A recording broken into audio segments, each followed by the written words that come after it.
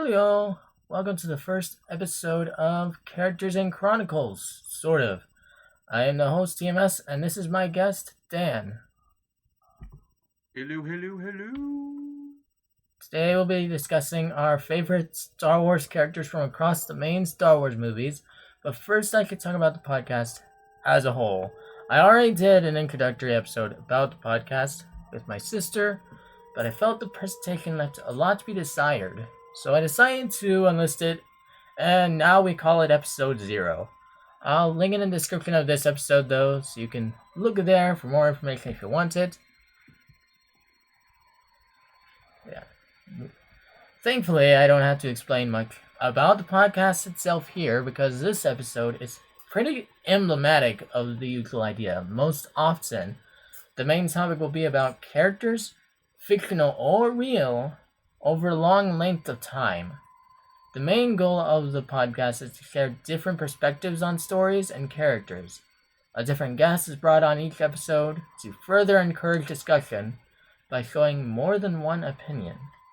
Now with that, let's move on to meet today's guest. Alright, assuming I am the guest that TMS is talking about. Bonjour everyone, I'm Dan. Me and TMS met in a Google Plus group, if you can remember that. It was called Comic Versus, long ago, in a server far away.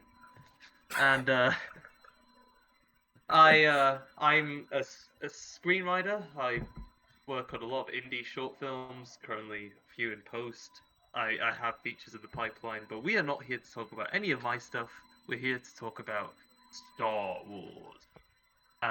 And my relationship with that franchise has consumed so much of online pop culture discourse of the last whatever years, is I've only watched the mainline films, and I've watched them in a very strange order. TMS, do you know what order this was? No. Okay. This is because I did not tell you. I was saving it for this moment. Now let me try to remember what order. Okay, I remember. It is so strange. It will beguile you.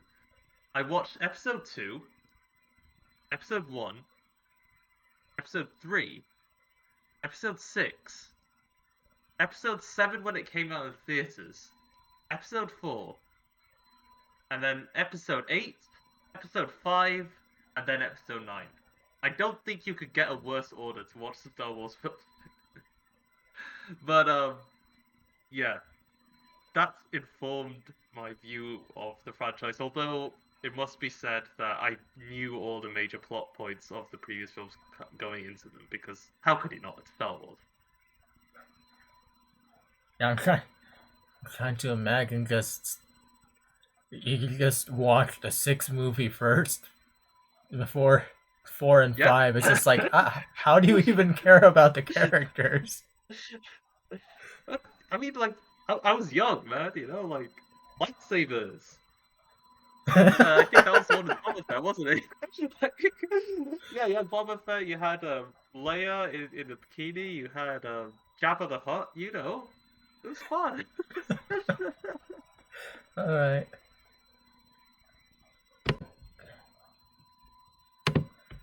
And I am TMS, the tuning music streamer, also known as Oddbot. That was my Vita persona, which you see in my picture below. But I don't do that anymore so much, because now I'm the host of this podcast. For now, I'll be the only constant presence in these episodes. My past experience comes from both streaming and writing, though I haven't done either in a while.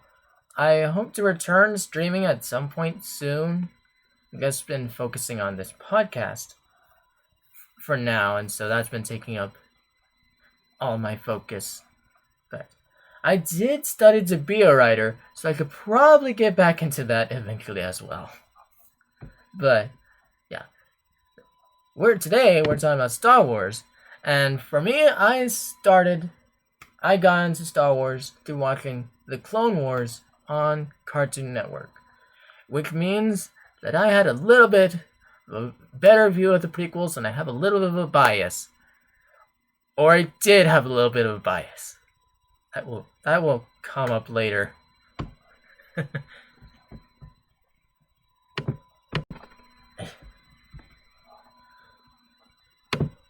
So let's get into talking about our favorite characters, starting with the prequels. Wait, hey. Alright, so my favorite character from the prequels, which, in case you are unaware, are the first 3 episodes of Star Wars in the currently new title thingamajig that Lucas did after the release of his episode 1. They are episode 1 to 3, and of those films, my favorite character by far is Obi-Wan Kenobi, or as he is known throughout, Obi-Wan! I might have cut out in that. But yeah. So Obi-Wan Kenobi is a very, very interesting character to me personally. He's played amazingly by Ewan McGregor, but beyond that, I think he represents a strand in George Lucas's storytelling ethos, which is he's a very big believer in like the classic hero's journey, in the classic character arcs, and in archetypal politics and political systems crashing up against a character trying to fit in within that.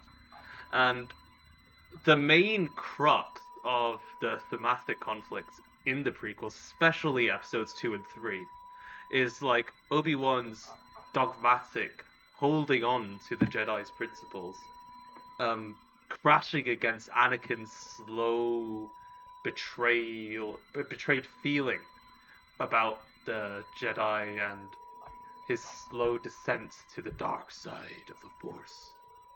I don't think that voice actually came out. I suppose it would. We'll move on. No, but it did. yeah, Obi-Wan Kenobi. There you go. So, yeah. So I think Obi-Wan trying to be such a stalwart Jedi is a very, very rich bit of conflict for such a dramatic story, which has so many different factions within the Jedi, and you have all these new bits of technology that Lucas is throwing at you. You know, you have General Grievous, you have this like big guy with like 4 arms and all lightsabers from dead Jedi. You have all these things, but like at its core, it's really just a story between one person fighting against the system and one person upholding it, and it's very similar to something that Lucas did in his first big hit, American Graffiti, where you had a character unsure of his place in the system, the main character played by Richard Dreyfuss. I think it was Richard Dreyfuss, actually, I'm not sure. But the main character of that film, he was unsure of his place within like a burgeoning 50s utopia, and he was eventually convinced to kind of stay the quote-unquote right path and do the right thing and go to college and progress with his life and move on by a very chaotic set of friends. And it's kind of the same thing with Obi-Wan, except that Obi-Wan isn't just a protagonist, he's also the teacher in this, and he's teaching Anakin, and he has to try and guide another character to go along his own path, which of course doesn't work if you watch Star Wars. But yeah, that's what I find fascinating about Obi-Wan. I think he's a great character. Yeah, I think. Yeah, I know. I mean, within the Star Wars movies, so like, I mean, even like in CnC, if we take from the first movie, I didn't get to rewatch so much of that one, but I know like in that one, I did note that like I noticed that Obi-Wan even questioned his own master, going against the Jedi Code and the Council's advice, and he would be like, you know, the Jedi Council would respect you more if you would like follow their rules, and they would let you on the Council, because his master wasn't even on the Council. And this and this guy that like, it's spoiler, but later it was just like this off note by Yoda. It's just like, oh yeah, he's getting immortality. He's basically confirmed to be a Force ghost. This guy was highly respected, but still there was a limit to it because of his because he would not follow the rules, and Obi-Wan was much bigger about the rules. And then of course Qui-Gon wants to take in Anakin. Obi-Wan, I don't know, I don't think he really is a fan of it, but yeah, so that's interesting. And then Qui-Gon goes away, and now the new dynamic is between Obi-Wan and Anakin, who, frankly, it's not even like that Anakin was created by Qui-Gon. It's just he comes from place. He's too old, as the council says. He already has experience that has, in some way, tainted him, I guess, is the main reason that too old is a problem. But yeah, and so then Yeah, but like think about what that's saying, right? Yeah. So when you consider like the implications of a guy being too old to be trained as a Jedi, like he's basically saying he's too old to be brainwashed, you know? He has some sense of individuality. Yeah. And therefore he can't be a Jedi. And like it's really interesting to see like, you know, Obi-Wan is still the hero of this story because he's trying to uphold that. He's still upholding the rules. Yeah, I mean, like he doesn't realize the flaws in the rules, and like he's probably one of the most dedicated to rules, and yet even he's not like perfectly following them, because the irony, like, yeah. And honestly, like, even like you know, sorry. Go ahead. Yeah, I even have no idea, like, just because he's so rulesy doesn't mean that he can't like have these funny quips and stuff. He does play along with Anakin too, as well. He's very sarcastic and funny, despite his very tough demeanor about the rules and insistence on their being followed. And that's what I like about him too, because his humor is great. He is a funny guy, and I think McGregor's playing of it is so perfect as well. I think he gets the comedic timing so on point. Sometimes I wonder if that's mainly like his lines, even, because I mean, this is an aside, but we know like that. We know that Han Solo like inserted, or not Han Solo, Harrison Ford playing Han Solo inserted his own line of, he was supposed to say "I love you too," and he instead says "I know,"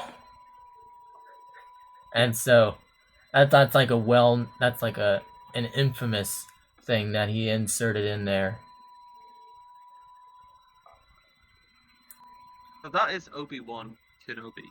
Yeah. So how about you, TMS? What's your representative prequels?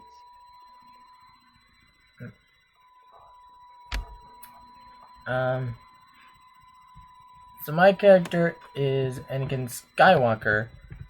My favorite character of the prequels is Anakin Skywalker, but that's mainly because of the Clone Wars, actually.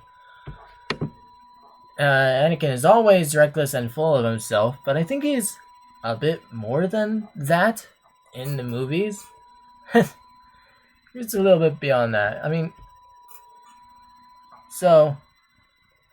To start with, even as a kid, he plays a dirty trick to take out Bulba in the pod racing, so he's always been this mischievous little kid, and again, that's why we get into, like, he's too old. Like, he was raised on this brutal sport where people could straight up die if they play their cards wrong. And so pod racing for life, pod racing, greatest thing in the world. Yeah, probably not the greatest thing, but it is Wait. really cool. I like pod racing. I don't even know what that. Did you make up that song just now? I did. What? Well, yeah, There yeah, you go. yeah. An His added bonus for podcast listeners: yeah. the I original release of pod racing, best Star Wars sport. yeah, yeah. So yeah, I think his At least, reckless and daring behavior was probably learned from that place, and it goes on to contribute, and it goes on to contribute later. But yeah, I guess they didn't really notice it so much, other than like the Jedi could detect that he had fear and stuff. But that was mainly about him having to leave his mother. He has to leave his world to become a Jedi, and then he gets there, and they're just like, "Nope, he's too old." He almost he almost doesn't get taken in at all, and it's just like, I left my mother for this. God. yeah. Like, rude. Come on. Yeah. Again, it's part of the George Lucas's like preferred storytelling thing of like having a structure, a world structure, having like a very strict sense of like political hierarchy within the Jedi, and like having the character crash against it. Um, and it's quite interesting in Anakin's case as well, right? Because the way the prequels work, obviously you heard my atrocious order of watching the Star Wars films earlier on. But in general, most people would have some kind of running knowledge of the Jedi from the original trilogy, which were released like about 20 years, 30 years before these. But so you're going off the assumption that the Jedi are the good guys, and they are indeed like proven to be the good guys, like throughout the films. But you're immediately thrown into this case of Anakin, who is like supposedly the audience surrogate if you're like a little kid watching these films, being rejected by the Jedi almost immediately, right off the bat. And I think that's just a really cool little thing that Lucas does this one. I mean, I think the Jedi. I mean, they're portrayed as the good guys, but I think there's enough portrayal that like it's not unquestionably that they're the good guys. I mean, Hmm. they their teachings were correct, but they might have been told a little bit wrong, and their rejection of Anakin is probably the greatest part of what led to his downfall. But it's not Yeah. like the foreshadowing isn't there the entire time that Anakin himself is a problem. Like in Attack of the Clones, Yeah. he's so creepy toward Padme, and this is what I was referring to earlier. I had Yeah. I had no memory of Attack of the Clones, so I had to watch that one in full, and I was just watching Anakin, and it was like he even admits Padme covers the cameras because he thinks she's trying to stop him from watching her while he was sleeping. I'm just like, Oh whoa, whoa, whoa, whoa, whoa, come on. yeah, I mean, at least it has like that cool bit where Mace would do like the head's junk effect, like it's. I mean, Oh yeah, god, yeah, no, it's a rough film, but like I do think it has some great sequences, but like, good god, yeah, yeah, it's not the best showing for our little boy Anakin. yeah, and then even further, beyond that, that's probably the worst thing for me. But I, I mean, he's not even supposed to be dating this girl. He's not supposed to have attachments. So and we're shown that that's right. We're shown that's right multiple times. It'll come up again later with a different character, actually, even. But I know with yeah, but besides that, even he thinks highly of himself. He actually also thinks highly of Obi-Wan. He reveals, like, he says that Obi-Wan is wiser than Master Yoda, and um I think better with lightsaber than Mace Windu, I think is what he said. And like I don't think those Oh are. yeah, I don't when think they say either that, of those are accurate. I think he's overblowing Obi-Wan too there. But then he thinks even higher of himself. Like he later blames oh yeah, Obi-Wan for holding him back out of jealousy for his power, and it's just like, how? as he says, Obi-Wan. Never gets old. Never gets old. Yeah, yeah, and then the Clone Wars happens, and I, like I suspect maybe he's a bit more chill than before because he has a Padawan Ahsoka saying example for. That's just a small aside, so I think that's why he ends up better in the Clone Wars than the movies. But yeah, they were just really strongly foreshadowing, and it was great foreshadowing actually. That if they didn't have all that, it would be hard to believe him becoming Darth Vader. But I remember myself even still in the third movie, and he becomes evil. And I am devastated as a kid when I watched that. That's my main Oh yeah. memory. I just ran out of the room. I was just like, no, I didn't want to. I didn't want to see him becoming evil. I think I knew he would become evil. I think I was told that, but actually seeing it in the movie, I was just like, nope. I am out of the room. I am in the. My parents are explaining, oh, but you gotta know Luke is the hero. No, for me, Anakin was the hero. I started with the Clone Yeah, Wars. exactly. Like Yeah. it's a matter of perspective. And like I've had people trying to tell me perspectives about the original trilogy that I keep getting wrong. Like that as they're introduced, like some of those moments are the first times of us hearing about Jedi. Like just Yeah. Ben Kenobi explaining it. I've had people have to explain that perspective too. So really differs how your perspective is on each movie series, depending on which one you watched first, and if you watch Clone Wars first, or if you watch something else first. I imagine people who start with the Rebels have completely different thoughts too, even Absolutely. Yeah. besides.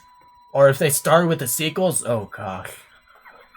Yeah, I was about to say that. Like, someone could genuinely watch the sequels first. I mean, I'm pretty sure I watched episode 7 before episode 4.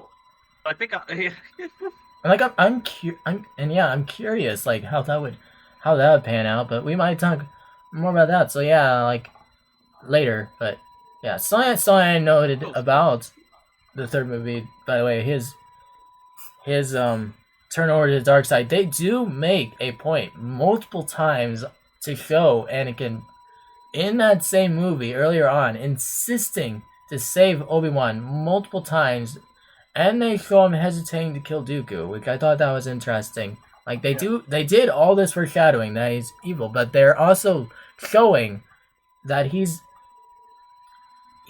not that evil yet. He's clearly manipulated into actually yeah. just going to the dark side, and like so yeah, and he's turn to the dark side goes so bad that like his entire point of doing it was to save Padme, but then he almost kills her. Unlike what Sidious And tells then him, arguably he's not the accidentally one who kills actually her. killed Yeah. her. But I mean, in a way, In a way, it's yeah. like an indirect kill. I get what you were about to say. Like, what were you what were you thinking to say? Like, I mean, like, it's a big reason why she was in hospital in the first place, etc., etc. But I yeah, mean, yeah, beyond all it's that, his baby. It's also his baby, but uh, I mean, but but like, besides that, like, yeah, she he also wouldn't. he also does try to straight up kill her. Like, I mean, yeah, he's just choking her, and Obi Wan has to, dude, let go of her. What is wrong with you? But yeah, so Anakin I is mean, a like, bit. I, Sorry, what were you saying? no, I was about to say, like, as mean to death as like episode 3 is, especially the ending of episode 3 with all the like, with Obi-Wan's like, Anakin, Chancellor Palpatine is evil. Anakin, from my point of view, the Jedi. like, I get why those lines became so internet like beloved in terms of just meme heaven. And like, you know, the entire prequel trilogy has a lot of that. But Yeah, I think they're I blatantly think there is telling you. like a lot of legitimacy to it. I think there is a lot of legitimacy to like the entire emotional arc of Anakin and like how he slowly gets corrupted to the dark side. And I've always thought Episode 3 was the best Star Wars film, like hands down. But Yeah, yeah, that's my favorite one too. and It's a good moment to say that. Yeah, yeah, he's and I think like that's a big reason why. It's just like how well they do the Anakin arc. honestly, Like if you only it's ever watch fantastic. Episode 3 and Episode 4, honestly, you've seen the best of Star Wars, in my opinion. I mean, I know a lot of people Ooh, like. okay, That's a hot hot take, take, I know. I know a lot of people like the yeah. fifth movie, and I think some people like the sixth movie too. But I don't know. I think the third and fourth movies they're still the best ones, honestly. Oh, I can see that. Honestly. Yeah. yeah, yeah. So yeah, Anakin is a very tragic character here, recognizing contradictions within the teachings he's received and the actions of the teachers.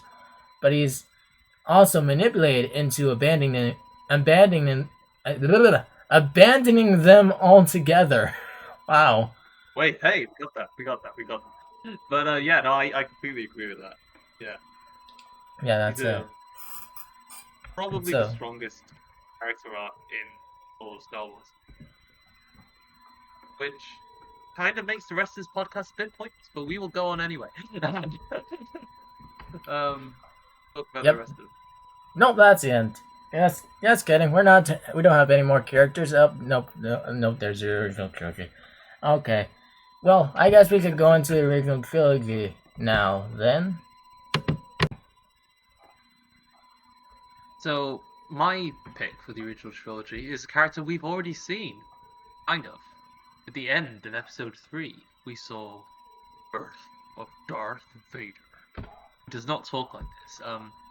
But I cannot do a Vader voice for the life of me, which is surprising considering he's like one of the most mean to death characters when it comes to just doing voice impersonations of James Earl Jones, man, what a legend. Your But lack of yeah, faith Vader, disturbed me. that was scary, man. That was good. Oh, that was a pretty good one. So yeah, Vader. What can you say about Vader, man? Like he is probably everyone's first thought when it comes to Star Wars. Not just because of like what he represents, like thematically or any of that. He's just really cool. He has a red lightsaber. He has a robotic suit. He walks in a very stilted manner, and like has such an imposing figure because of who the stuntman who played him was just a huge fella, and it is it's just one of the most joyous characters of the 70s by far. Darth Vader, what a like incredible creation. But that's just like in terms of like a character design thing.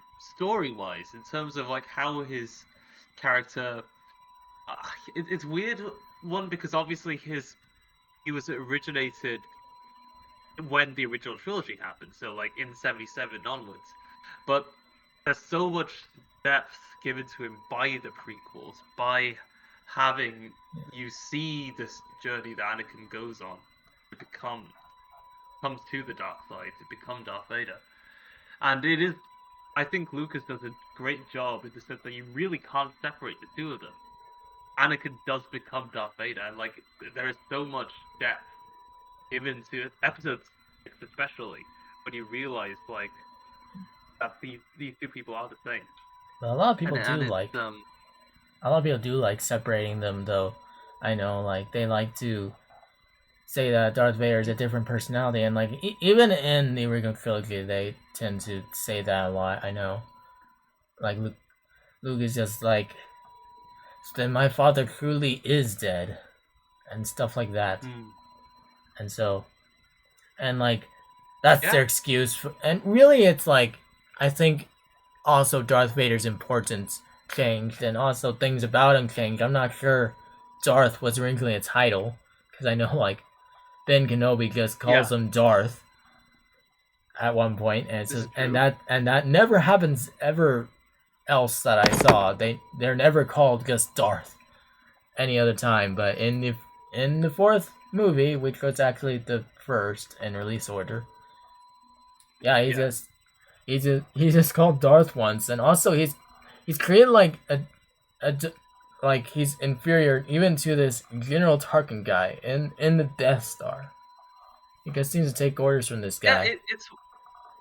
it's one of those things that separates Star Wars 77, the original Star Wars film, A New Hope, from not just every other Star Wars film, but every other bit of Star Wars media, is the fact that it's just the first one.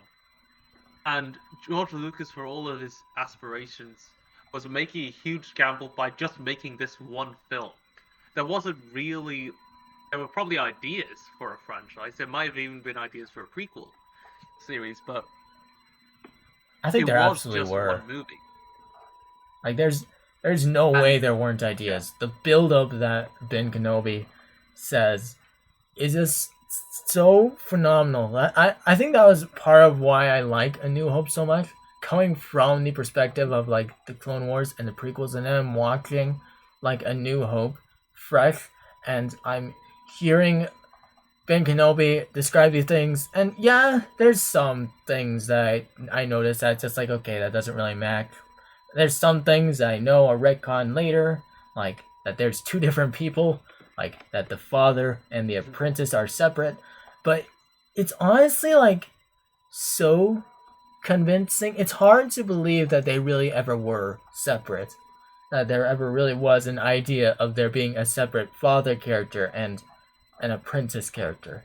It really feels like they were just destined to be meshed together, and I just think that's yeah, but like interesting. how much of that is colored TMS by us knowing that like that is the case, by us having the knowledge of those future films, so you kind of think, oh, but that has to be the case. I think we're going to see a scenario when we talk about the sequel films, the Disney films, where that kind of thinking has actually actively harmed not the film itself, but the perception of the film by the fan base. The ideas of stories coming after it chronologically setting in stone, or like what your idea of the story, of like what your idea of the ideal version of that story, kind of contrasting with the actual facts presented. It is, yeah, that's something that we'll probably get into quite a bit when we talk about the sequel. So we're not going to talk about it now. But with Vader and how his character is portrayed in just the original trilogy. So if we had to divorce him from the prequels, I still think it works quite well with, just the general like George Lucas style storytelling of having a character within this system of political hierarchy. Like you mentioned, like he's not even really on par with like some random general in the Death Star, but then like he gets so much more important in episode 5 and 6, Yeah, they. and you see him kind of crashing against the Empire right at the end because of his bond with Luke and how that deepens him. And it's I'm gonna say something pretty much just as controversial as you did a bit earlier on with episode 3 and episode 4. I think the Star Wars films are not exemplary examples of storytelling. I think they are competent. I think they do the job that they're set out to do. They're very good um, blockbuster entertainment, and they have very clearly defined arcs. It is very flippant of me to say that's all they are, but that is all they are. They don't have the same levels of depth and nuance that Lucas would put into American Graffiti and more American Graffiti. I They think the don't have world building any. is amazing though. Like I agree with that. I agree with that. Yeah. I still like struggle to fathom like all those aliens in like the cantina. Those were all like costumed characters back then, and like I'm realizing that a little bit more as I'm watching it. It's just like I didn't realize this as a kid so much, but watching it now, it's just like, oh, okay, this is obviously old, and these are like costume characters, but it's pretty convincing even though they are costumes versus like the Oh CGI and yeah, the yeah. prequels. I think something that Star Wars absolutely does so incredibly well, and I'm gonna argue that it does this incredibly well in all 9 installments, including the sequels and the prequels, is craft. I think they always get very strong visual filmmakers to put their own stamp on it. George Lucas is famously not a very visual filmmaker, but ups his game with the prequels, even though like he's held back by how like early CGI, how much the early CGI kind of like has to shape his style a bit, so you get like these really weird looking backdrops and stuff like that. But he's really trying, he's going for it visually. If those movies came out 10 years later, like they would look incredible because of like just the way he's shooting them. And yeah, I think a lot of the Star Wars mania, a lot of the reason why this series is so beloved, is more to do with how well it's done, rather than to do with anything like what it's doing in terms of the story specifically. I think Vader is probably the pinnacle of that in terms of style over substance is the dumbest critique you could give any media ever. And because if the style is good enough, it becomes the substance. And I think Star Wars is that, and I think Vader is that as well. He's just a very, very cool guy within a very simple story structure that like resonates because of how well it's done. Yeah, I mean, he's cool. But I actually have a little bit of a hot take about Vader because he's built on fear, and yet like I watched the whole fourth movie, and then like I watched little bits and pieces of fifth and sixth, and like I also watched like a video once going over all of Anakin / Darth Vader's kills throughout the movies, and the original trilogy has some of the least kills. Like he doesn't. So I actually have a little bit of a hot take. Is he really that intimidating? Is he really that cool, or is it all just the show? Is he all talk no bite? I don't know. That's kind of my hot take. That's a hot take. That's a very hot take. I kind of, I kind of agree with it as well because you have to keep in mind that Star Wars is a franchise intended for children. It is meant to like scare 5-year-olds, but do 5-year-olds find Darth Vader scary? I kind of don't think so. I don't. I think it's more scary when the Death Star blows up a planet or the implications of Luke's parents dying. I think those are like genuinely like scary or like not even scary, but like dread-inducing moments than like anything to do with Vader. I think Vader's just cool, man. Like. Like I think a lot of the reason why he doesn't have many kills is because it's really more saying more about the rebels than Darth Vader, because they just die to the troopers. They don't get to meet Darth Vader. They don't survive to that point. He just comes in and he's the leader. Rogue One scene. Yeah.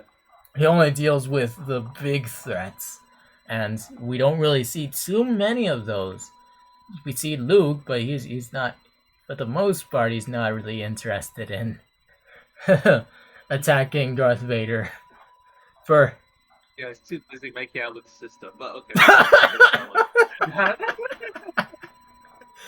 But yeah, I can see why people like Darth Vader, but I don't know, maybe it's a different perspective. Just seeing that video before I even like rewatched these films, I saw that video about the kills he got, and it's just like, yeah, I guess he sort of just kills his own officers more than the rebels. Your lack of faith, it disturbs me. Duh. I don't think he actually killed that guy.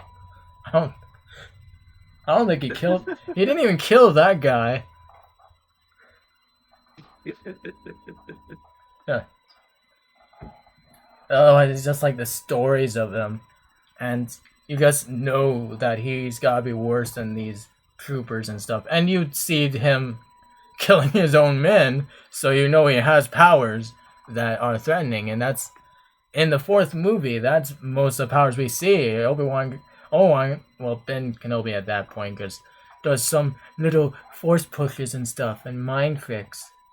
He's very passive, but Darth Vader, no, he's straight up choking his officers just because they had some lack of faith and they were tonguing down about our religion.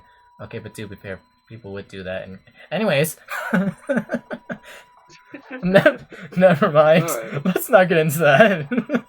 Anyways, maybe we could go to the next character now. Yeah. Let's go. By biting up a bit more than you chew there, TMS. Anyways, C-3PO and R2-D2. Hey. Let's talk about the fun part. They're not intimidating, they're goofy. They are very good. Yeah, I wanted to talk about both of them, because I realized I would need to talk about both, at least somewhat anyway.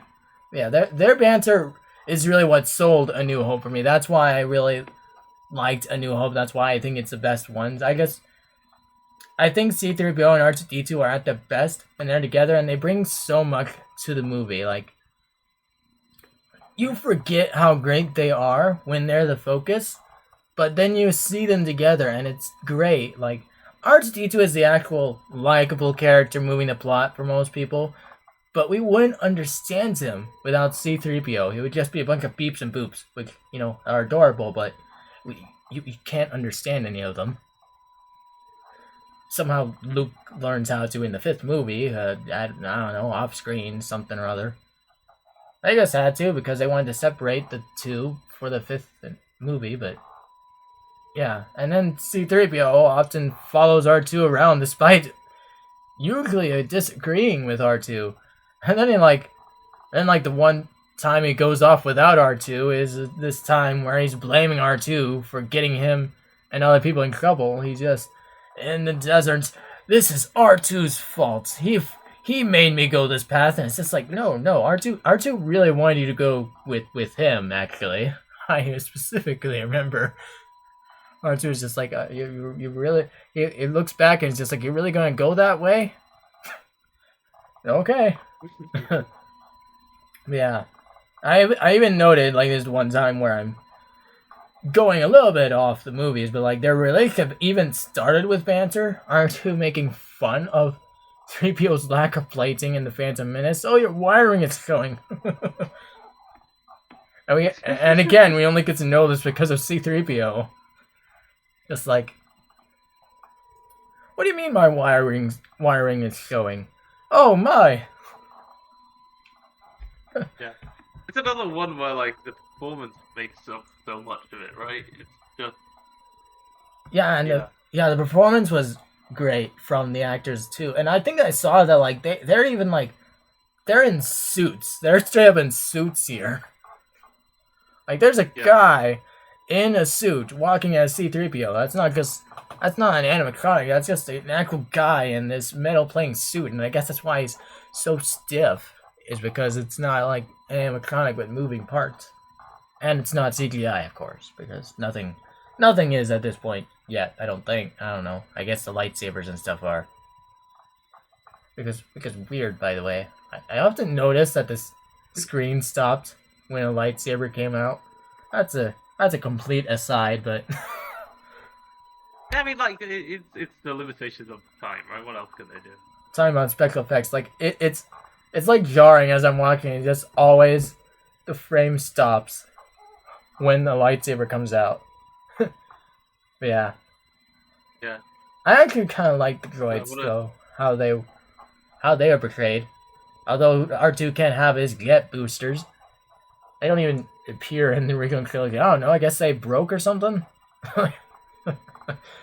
They're showing off in the prequels a lot. They couldn't afford it. Simple as that. Dang. I heard the Ewoks were originally supposed to be Wookiees. But of course, these little bear things are less expensive than Chewbacca. Yeah. Yeah. It is. It's one of the like practical sides of filmmaking, which is always quite fun. Just like, oh, why does the scene end in such an interesting way? Oh, they couldn't afford to shoot the rest of it. Yep, there you go. It's just, it's always something that gets to me. Yeah, my actual favorite character, probably across all movies, is C-3PO. So, to get back to them. Yeah. Yeah, he's... because we were going on great asides.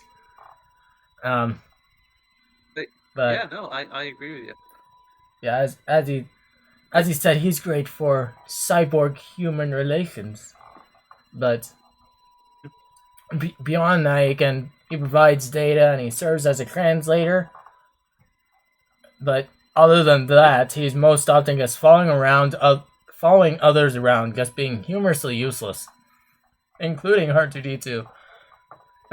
C-3PO is just completely unarmed. He just follows R2-D2 around into these dangerous places.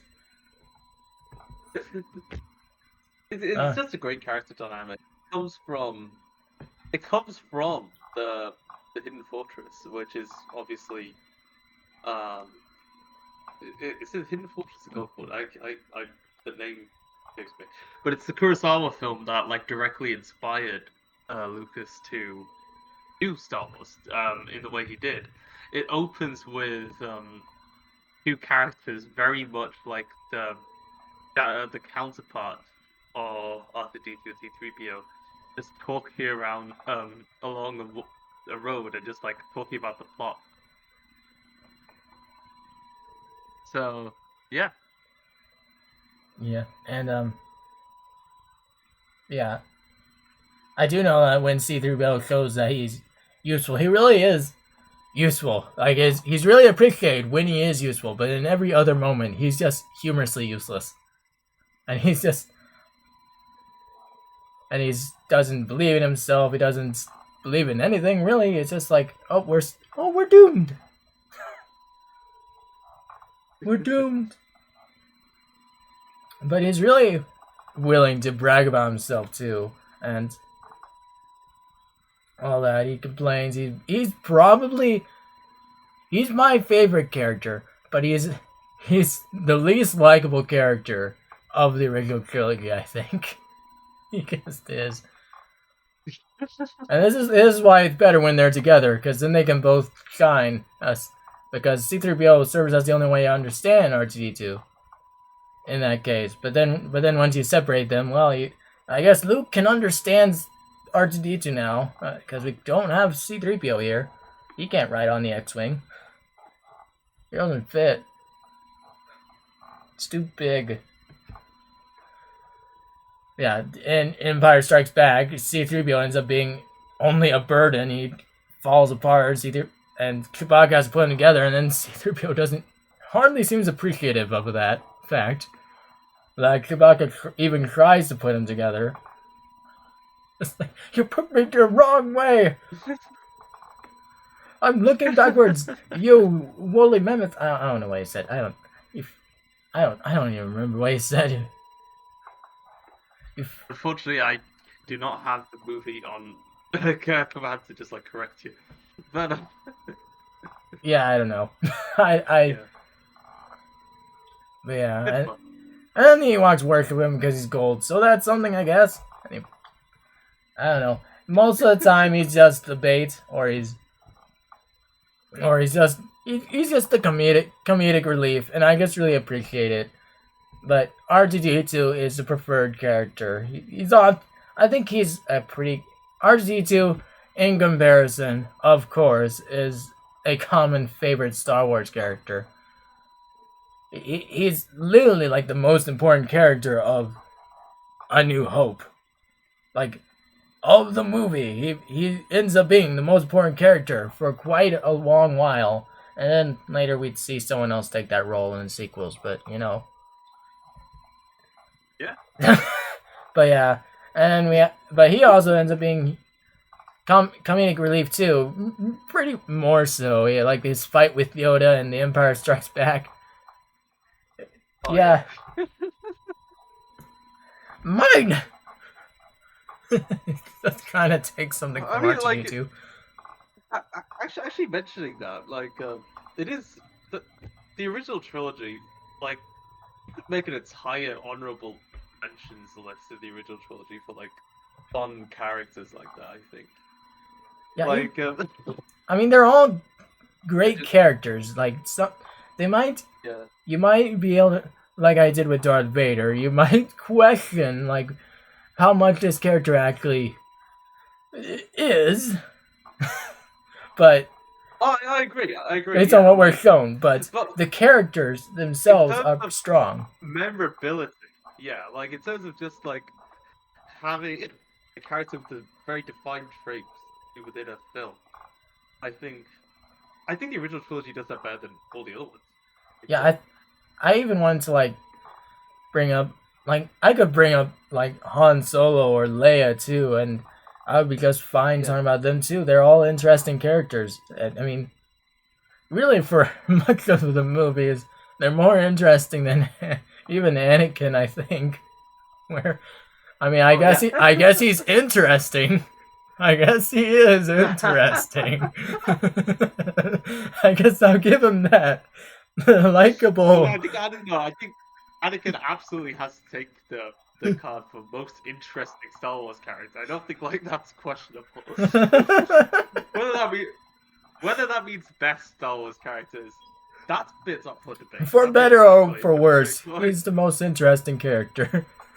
and but I don't know. I think in C-3PO and R2D2, I don't think they're that interesting. It's a little more. They're interesting together. It's interesting to talk about their dynamic, and that's why I wanted Yeah, to talk about them together.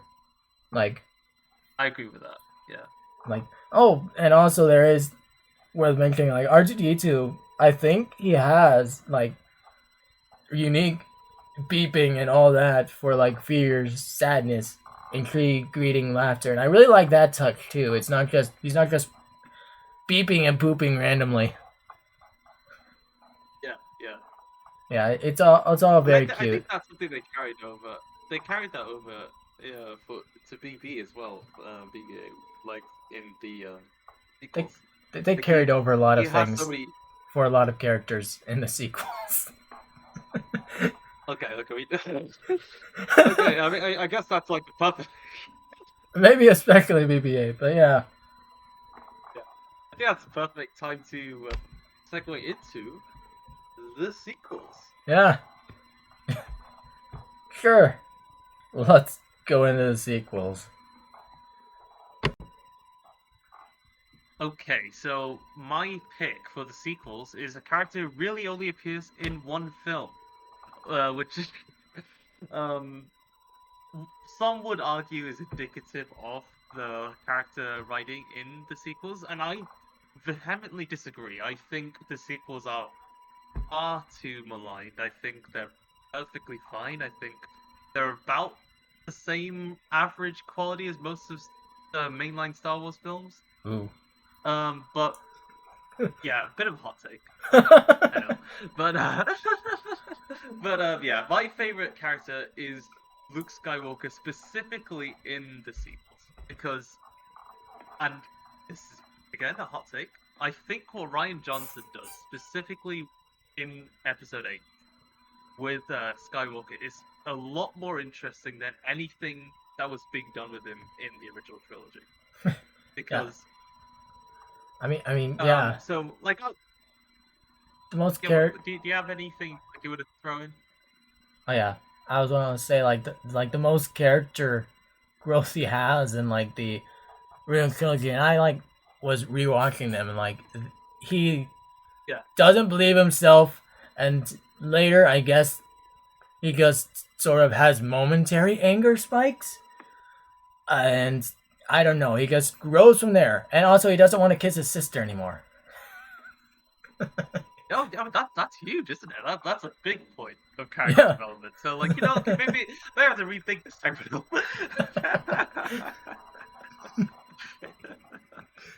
But okay, jokes aside. What Ryan Johnson does with Skywalker is very different from what Lucas does, because while a lot of The Last Jedi is still around like power hierarchies, and playing with the traditional Star Wars sandbox that was created by Lucas, and that J.J. Abrams very, very faithfully committed to in Episode 7 and 9 in terms of just structure of a Star Wars film. Ryan Johnson is far more interested in just the interpersonal character relationships, and sometimes to the film's detriment. I'm not one of the people who think The Last Jedi is the best Star Wars film because of I don't think all of those relationships work as well. I think, for instance, the Rey Luke Skywalker thing is terrific. I think it's by far the best like Padawan and Prince Master like relationship in the series. That is not true at all of the Rose Tico and Finn storyline in that. I think Where did she come from? Who are you? and I like the idea of Ben's Kylo Ren story, but I don't I think again the execution's a bit off. I don't think it works as well as he wanted to. But I think what he does with Luke is perfect in terms of taking like a pop culture icon of like the classic hero's journey picture, the person who actually does all the things of the hero's journey and comes out on top, and then just seeing him like being very dissuaded by it and like not care anymore about uploading the Jedi. So, and it's almost a combination of the Obi-Wan and Anakin stories from the prequel. It's someone who goes through the Obi-Wan story almost verbatim because he's guided by Obi-Wan in the original trilogy, like both as an actual like master and a Force ghost. But then throughout the process of that story, he becomes more dissuaded. He doesn't turn to the dark side like Anakin does, but he does lose his faith in the Jedi. And I think that is such an interesting character dynamic to have your series protagonist undertake. Yeah.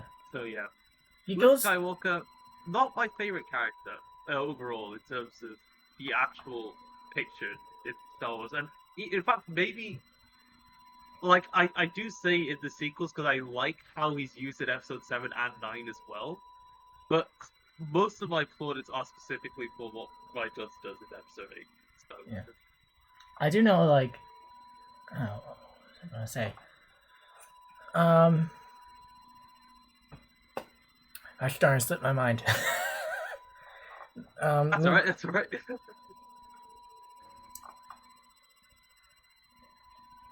Okay, it probably. Oh yeah, has he's something like to do with- he's like Obi-Wan, I think.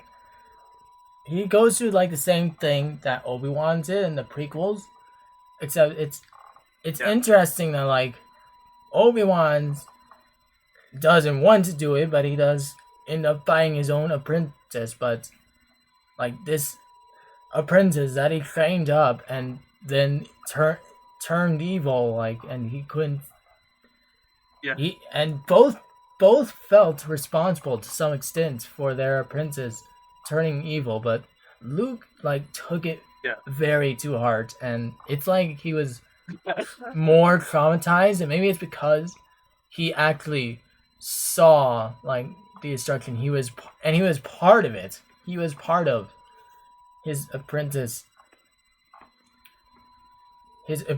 initial rampage, and so yeah, it's interesting. Yeah. Like Obi-Wan chooses to face his apprentice, Luke Skywalker chooses to leave, and he just stews in his guilt, and he's just sort of running from his problem, but he also, maybe it's because he doesn't feel like he can actually solve the problem. Like he doesn't feel like he's the right person. He doesn't have trust in himself.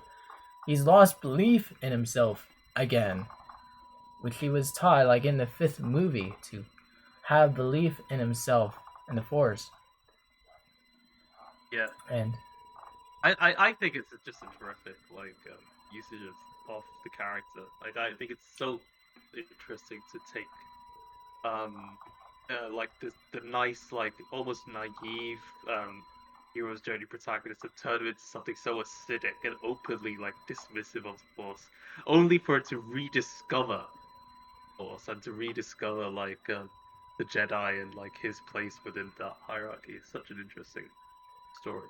yeah, it's great seeing Yoda come and just correct him. Basically by saying some of the same things though. You're looking too much into your horizon. I'm not saying that like Yoda at all. Actually, he's supposed to talk backwards. No, it was better than my Vader voice. It was better. So yeah, he needs to. Yoda says that he's looking too much towards the horizon and not the present. But also, he notes that Luke was. He also notes that masters have the burden of being surpassed by their students. That is their task, and so I kind of wonder if that also implies that maybe there was a little bit of Luke Skywalker also just being afraid of his apprentice Ben Solo's power, similar to what Anakin Skywalker accuses of Obi-Wan, which in that case it wasn't true, but maybe in this case you underestimate my power. Yeah. Yeah. And it's interesting too because Mark Hamill himself didn't like this portrayal of Luke. He thought that Luke is supposed to represent hope, and but that's the thing. I see where he's coming from because initially, he was supposed to represent hope, but also I think that's boring. I think what Rian Johnson does with him is a more interesting evolution. It was. Yeah. It was boring, to be honest. I actually forgot some of the original trilogy's Luke's flaws, but he does have them. It's not like this Luke Skywalker comes out of nowhere. It's not the first time he's wavered to doubt of himself or the dark side even. Yeah. Because in the sixth movie, he does swing at Darth Sidious when asked to, similar to Anakin, but then Darth Vader stops him. And then he was drawn to furiously attack Vader when Vader threatened to try bringing Leia to the dark side. And so it was one of the best sequences of the original trilogy. Yes. That's incredible. It's one of the best scenes, but it lasts for a second, and then Luke is able to just go, Nope. I'm done. You cannot turn me into a Jedi. You cannot turn me into a Sith, I mean. Yeah. It's just man, gosh darn it, I would have liked to have seen Darth Skywalker. Darth Luke. Darth Luke. I don't. He'd probably be given some other name. I don't know. Maybe he'd be the original Kylo Ren. Wait, why is Kylo Ren? Yeah. Why does Kylo Ren not have Darth in the name? I just realized that. Yeah. I think they were trying to get away from it. But yeah. What do you see as your favorite character in the sequels to TMS? I'm sure it's someone as important to the franchise as a whole as Luke Skywalker, correct? Yes. My favorite character is the Porks.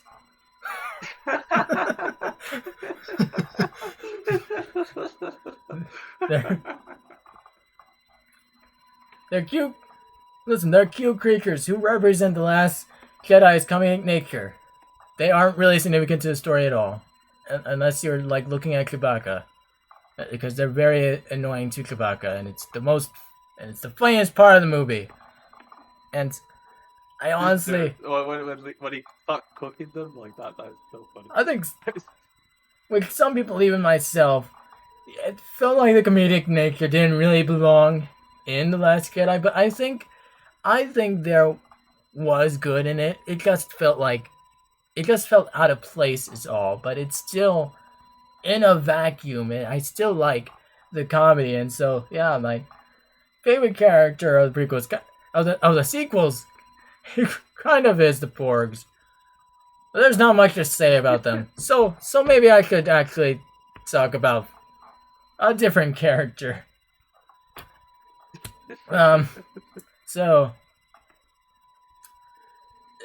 instead, the actual character I'm going to talk about, the actually interesting character, is going to be Finn, who had to grow out of being a coward and a fool, to be honest.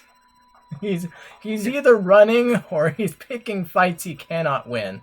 But that was an interesting character, but then they have a little bit of a wasted potential. Like as mentioned earlier, he ends up getting this new girl to hang out with, Rose, and they do that again in the next movie too. He has like 3 different girls that he hangs out with, and it's just like, oh, we're playing musical relationships here, I guess. Who's he going to be interested in this time? I don't know if they're all like interested in him romantically, but yeah, there's just always this new character. Like in the first movie, in the first movie of the sequels, he's hanging out with Rey, and it seems like they're being shipped together, but then Rey goes off without Finn, and he just wakes up without her. So then he meets Rose, and they go on some journeys together. And then Rose is hardly relevant in the third movie because no one liked her, I guess. That's probably why. I mean, she's there, but... And so then they introduce another character. And to be fair about Rose for a little bit, Rose was shuffled off. Like, it is worth mentioning. Rose was shuffled off because of like all the abuse that Kelly Ray Tran got after episode 8. So they wrote her out of episode 9 pretty much. I mean, I don't blame. I mean, honestly, even Rose herself isn't that bad. I just think it's kind of late to introduce her, I guess. It felt weird to take Finn off to hang out with this brand new character, and it just makes it so that Finn's character isn't as important because he's hanging out with these new characters that keep being introduced. Like, I agree with that. Yeah, I think the way she was brought into the plot was a bit random. Although I thought the zero gravity bombing scene that starts Last Shadow was really cool, honestly. But I do think it comes out of nowhere. The entire side story they were doing and all that, like, it was extraneous to the plot. But yeah. Honestly, of the sequel trilogy, though, I do think Finn is the most interesting kind, because he has character growth that you can see. Maybe it's not as explicitly labeled as like the prequels do, and the original trilogy didn't tend to focus that much on character growth. I guess Finn is the Han Solo of this movie, kind of. He has to. Yeah, I'd agree with that. Actually, no. Straight up, he comes from a place that would be considered bad, a role that is considered bad. Han is a smuggler. Finn was a stormtrooper, and then they become leaders in the army. Huh. I didn't realize that. It's like poetry, it rhymes. It's almost like they were completely based. It's almost like they were basing their plots off the original trilogy. Maybe a little too much. Ooh, new. maybe just a bit. Anyways, that's what most sequels do, though.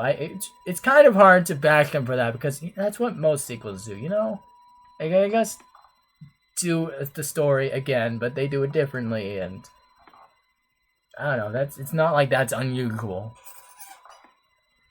Yeah, he gets coward. I mean, I think it's implied that he even like has the Force. He gets that he was freed from his stormtroopers. He was allowed to defect by the Force, but it looks like he goes sees a fellow Cooper die, and then he loses his nerves. So he looks like a coward, and he's a coward, except when he decides to pick fights with both the traitor Stormtrooper guy. Heck if I remember his actual canonical name. And then it has to be saved by Han with using Chewbacca's weapon like it's a new weapon for him suddenly for some reason. I don't know. Anyways, he's saved by Han Solo, and then he tries to fight freaking Kylo Ren on Starkiller Base, and he gets cuts through the back. Who's surprised? I think it's more surprising that Rey doesn't get cut in the back than Finn does. But anyways, that's a different character. We're not talking about Ren today. I was tempted to earlier. Yeah. And it's not like he's gained like courage either, because then the next movie starts and he's immediately trying to take an escape pod, and it's just like, I'm gonna go get Rey, and then we're going to be safe together. And like, initially you're kind of going with Finn, but you kind of realize Rose's perspective as the movie goes on, which again, like I said, Rose isn't really a bad character herself. It's just, and even like Finn learning to be more courageous from her, it's fine. I don't really know what to make of it, but I guess it feels like there could have been more planned for Finn, but at the same time I'm kind of leaning away from that being the case actually. But he is implied to have the Force, and then what do you know, immediately the next director comes in and suddenly Finn is sensing the Force. He's sensing various people and stuff. He's able to use the Force. Just through sensing. How many times am I going to say the same thing? Anyways. Yeah. It's alright. You made your point. You can see his full circle with becoming courageous. He tries to sacrifice himself at the Battle of Crane, and this is really where I mean, spoiler alert, but this is really where I don't care as much for Rose, because he just stops him from having this sacrificial moment. It's just like, what? It's just randomly, he just comes in.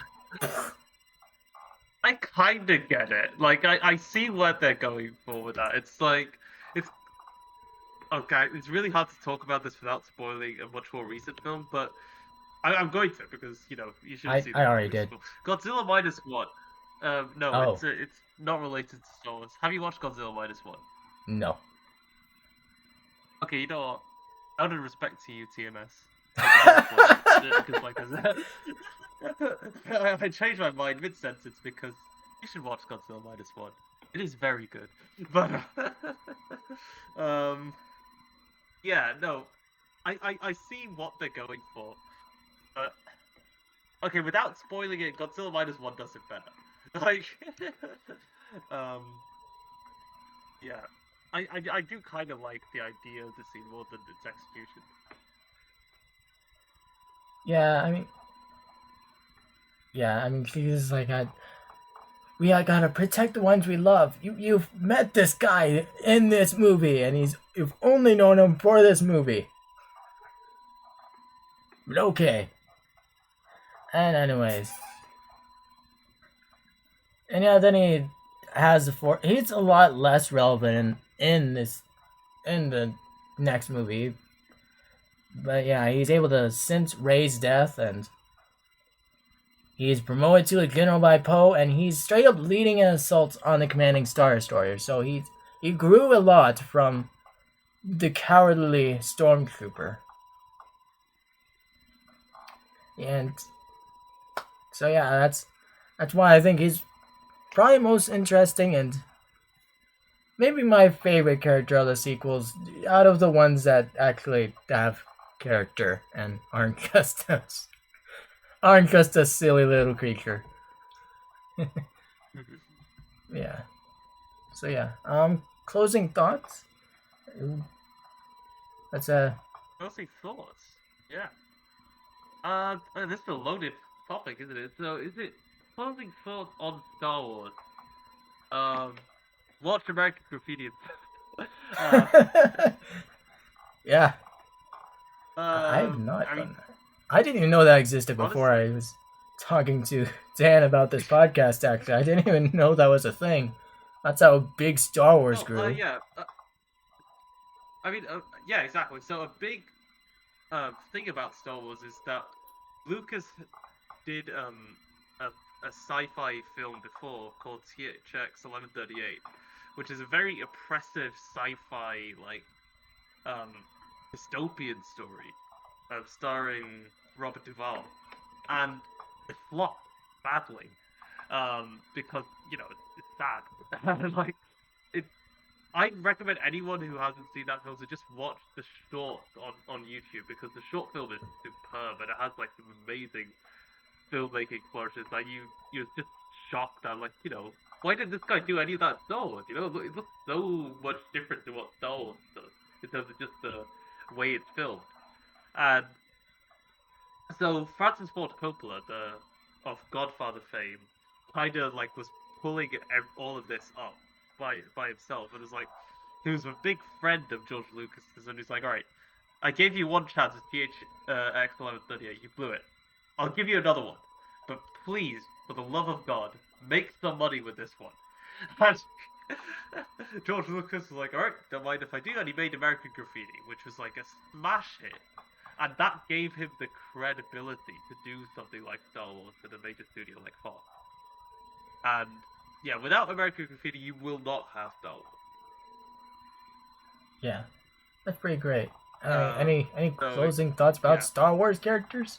I was about to say that. I was like, all right, so now to actually talk about Star Wars, yeah, closing thoughts. Lucas likes what he likes. He's a rather simple person. In terms of like the storytelling department, a lot of the character arcs and a lot of the dynamics that you see in the original trilogy are repeated in the prequel trilogy, or are like commented on, or tweaked a little bit in the original trilogy. And then when you come to Disney with the sequels, they wanted to like play it safe for the most part, so just took a lot of stories directly from the original trilogy. So Yeah, what you get with all of that is you have three sets of stories which kinda all feel like the same story in a weird way. And not in terms of like feeling as one continuous story, but like in terms of feeling like it's the same story told three times. But within those three times, you get like all these interesting little variations and little evolutions of characters, and I think that there's something very worthwhile in that. I think there's so many interesting little textures to Anakin Skywalker's downfall in the episodes 2 and 3, especially episode 3. Really, I mean, like episode 3 is, to me, is yeah, Star Wars. Like that's good and bad of the entire franchise is all in Revenge of the Sith. yeah. Um, I think the sequels made people but appreciate the prequels more. I think so too, because of how much the sequels just like find the original trilogy. Like it made people appreciate like how different the prequels were in terms of the storytelling choices. But even the sequels, like we were talking about with Luke Skywalker, I think they did some really interesting things with him in there. Yeah, And I think Luke so Skywalker especially had a good story. He got the chance to actually have noticeable character growth. yeah, Not like and not actually. like prove to anyone else in that trilogy, but or to be honest, not like most characters in Star Wars. Like, but I mean, but even then, I think character growth is like such a that's one lens to look at a character, right? But that's not the only lens. I think, especially with the way George Lucas writes, I think a lot of the time, what a character is saying in relation to the rest of the story is just as important as their own character growth. I think Obi-Wan is such a great example of this. Obi-Wan! I could fit one more of those in. And um, So like how Obi-Wan is such a stalwart like defender of the Jedi, while the Jedi are shown to be a bit more corrupt, while still being the good guys within the prequels. Or Darth Vader just being really cool for the most part, and having a little bit of an arc, but mostly just being there to kind of show the menacing, evil slash kind of cool side of the Empire. I think Star Wars is just about as much about that as it is about like character growth and character arcs. Yeah, and honestly, I think I guess I've learned to appreciate Luke. I mean, George Lucas's whimsy, I guess you could call it. You can't say he's not creative. He like Oh yeah, dude, he made, and like if that original Star Wars movie had just become one, like there was a chance that it would just be that one movie, and it would, yeah, but he built up so much within it that like we said earlier, like Ben Kenobi's like exposition about what happened in the prequels, but the prequels hadn't actually happened yet, and yet it matches not perfectly, but it matches so close that it's crazy. It's crazy how much he already built up and how much of the world he figured out, and all these aliens. I mean, I know, it's just crazy. And then, and as you said, Disney seems to more just be trying to copy him versus actually creating original ideas for the most part. I mean, they would do like these alternate ideas, like, okay, so what if a stormtrooper defected, which was an interesting idea, but yeah, it turns out it was a similar idea to Han Solo as well. true. But I think one thing I'll definitely give Disney movies. In fact, I'll give all three Disney movies is that they were willing to take a lot of visual like storytelling choices. In much the same way that Lucas his creativity allowed him to do all the monster designs and stuff like that with the original trilogy. I think like the entire like the red stand in episode 8, the start the lightsaber fight on among the waves in episode 9. The weird force Skypey thing that they were doing in episode 8. I think they that's where they had the more creative stuff outside of the story. I think in terms of like the visual scope of the films, I think was like really impressive, honestly, in the Disney films. Yeah, I think like even right off the bat with Kylo Ren stopping like the laser shot, like technically that is something that could have been done in any of the previous 6 films, but like it was the Disney films to like have that. And it's such a cool moment. Yeah, it is implied that I don't know why it couldn't have happened. I mean, I guess just visual effects improving, and yeah, I think they're cool for what they are. They're an enjoyable moment. Just to don't read too much into things. just like them for the visuals, and maybe don't pay attention to how not serious Kylo Ren is. About the Sith throwing tantrums and the girl who believes in herself way more than other Jedi, and so she can just do phenomenal things that no one believes she should be able to do.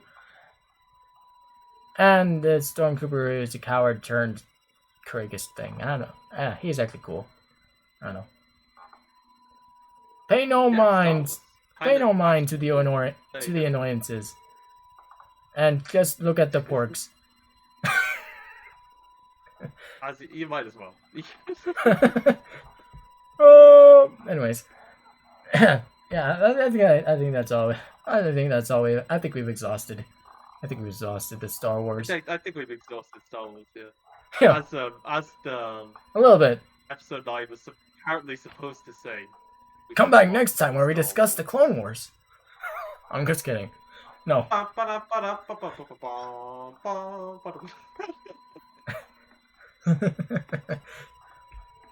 Bam, bam, bam, bam. Anyways, so yeah, let's go.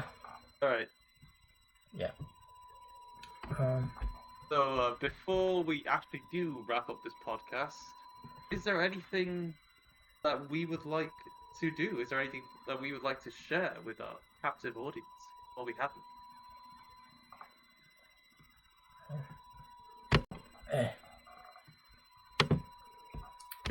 So now we move on to our regular recommendations segment. This could happen at the end of every podcast episode, most likely. For myself, I want to pick stories I have in some way consumed, quotation marks, within media over the past 2 or so weeks. The idea is for it to be recent, so it's fresh in my mind. This doesn't necessarily apply to guests, but I think I would recommend it just so we can be fresh and so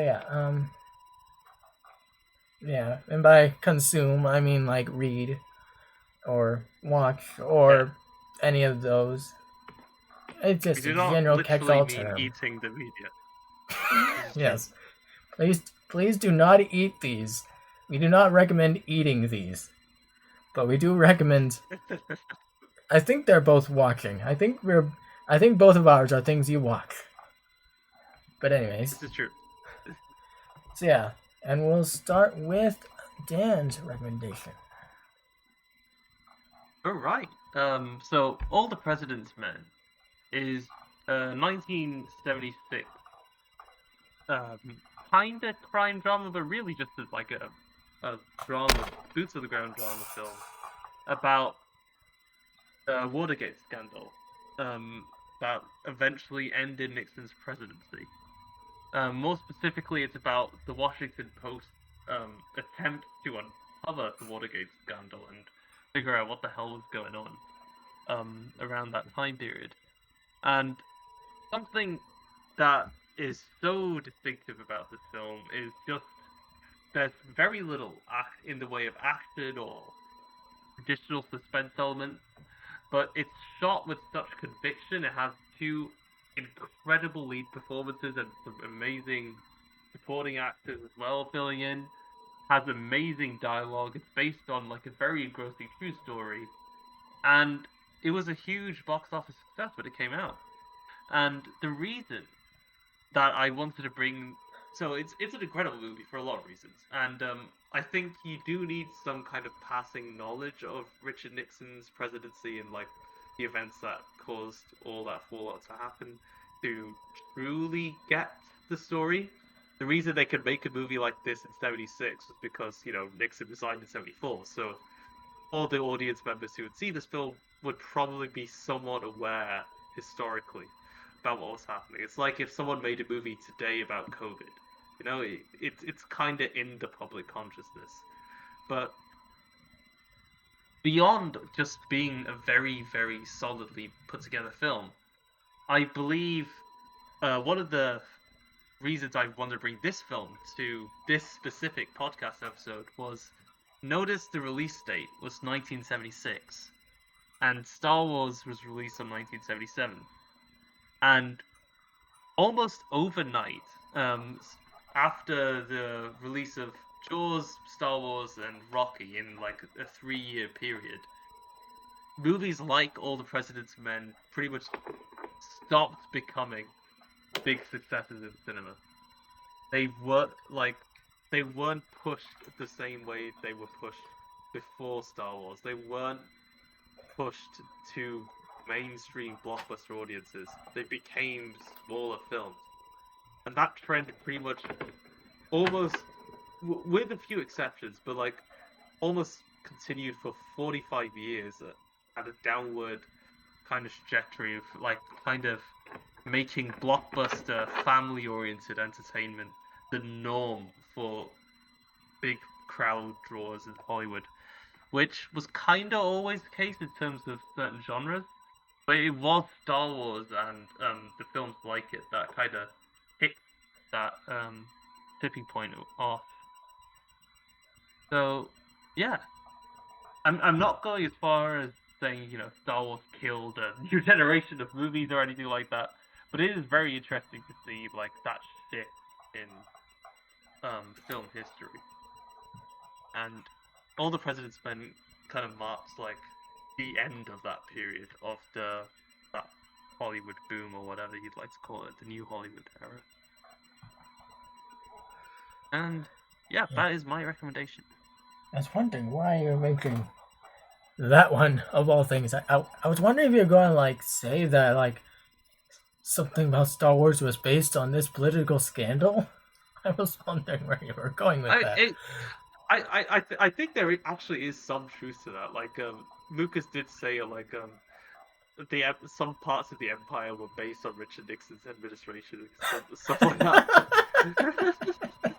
Well, I think more importantly is like the film's historical context as a film when you compare it to Star Wars. I think that's more interesting, a lot more interesting. Yeah. So, anyways, so my recommendation is Moonrise. It's a sci-fi anime about conflict between the Earth and its populated moon. Honestly, that's a bit more plot than you even need going in, but it's a concept made to be an anime first, with amazing animation by WIT Studio, bringing high-tech combat to life. Though I say high-tech little loosely. It's a little bit of both. So this anime stays closer to what we are familiar with in real life than most sci-fi, probably most especially Star Wars. But there's just enough fiction in it to make it interesting. There's no lasers. Not really, anyways. Well, maybe there are from the robots. I actually don't remember now. Anyways, there's much less lasers.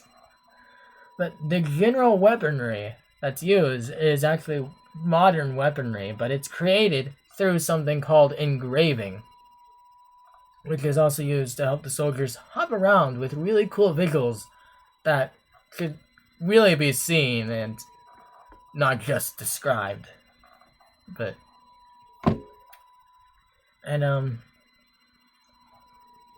In the anime, many relationships are put to the test or brutally torn apart as the plot unfolds and reveals many twists and turns.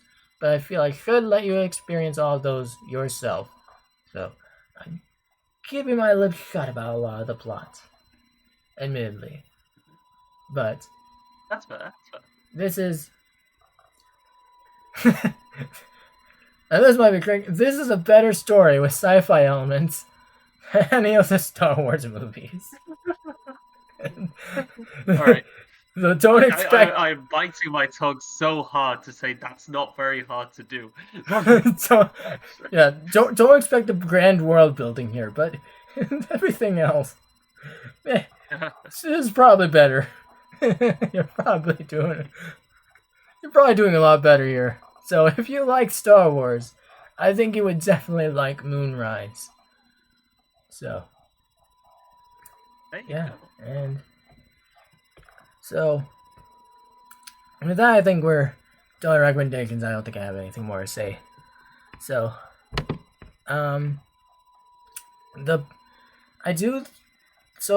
as for next episode, I don't really have any plans for it right now. I do know that the podcast is going to go on hiatus. I'm going to be busy over the next few weeks, and so the next episode is up in the air. I don't even know what it's about. It's not actually about the Clone Wars. I'm sorry. It's probably not about the Clone Wars. Unless this gets 1,000 likes. No, I'm just kidding. I don't know. We'll see. But hey, if you want to have more discussions with me or maybe other guests, I think that is in there. You can join our Discord. It should be linked in the description. Probably pins and comments on the premiere. that should be happening with this episode, and so you can check the chat, the live chat replay if you're watching this afterward. You can check there for the link as well, I think. And so yeah, that's all we got. And so I'll see you next time we record, or next time we do a podcast, or if you join our Discord, I'll see you there. Bye. Take care, everyone. And watch better movies than Star Wars.